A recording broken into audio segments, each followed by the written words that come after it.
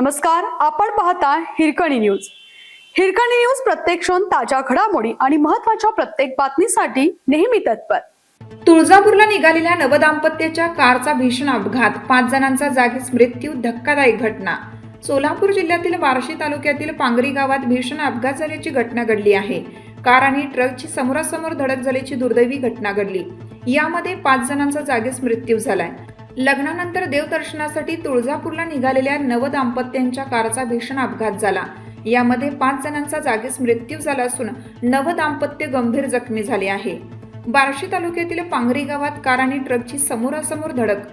बार्शी तालुक्यातील पांगरी गावात कार आणि ट्रकची समोरासमोर धडक झाल्याने दुर्दैवी घटना घडली आहे। पांगरी गावाजवळील जांभळबेट पुलावर माल ट्रक आणि कारचा समोरासमोर झालेल्या अपघातात कारचा अक्षरशः चुराडा झाला आहे। गौतम कांबळे, जया कांबळे, संजय वाघमारे, सारिका वाघमारे यांच्यासह आणखीन एका महिलेचा घटनास्थळीच मृत्यू झाल्याची माहिती मिळाली आहे। 4 दिवसापूर्वीच लग्न झालं होतं। दरम्यान 4 दिवसापूर्वीच लग्न झालेले अनिकेत गौतम कांबळे, मेघना अनिकेत कांबळे हे नवविवाहित तरुणी दोघेही गंभीर जखमी आहेत।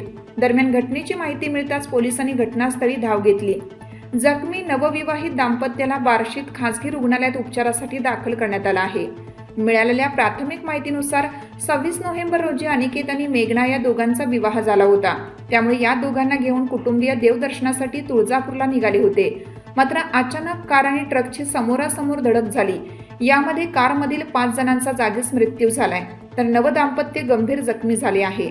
दरम्यान हा नेमका अपघात कसा झाला याबद्दलची अद्याप माहिती मिळालेली नाही।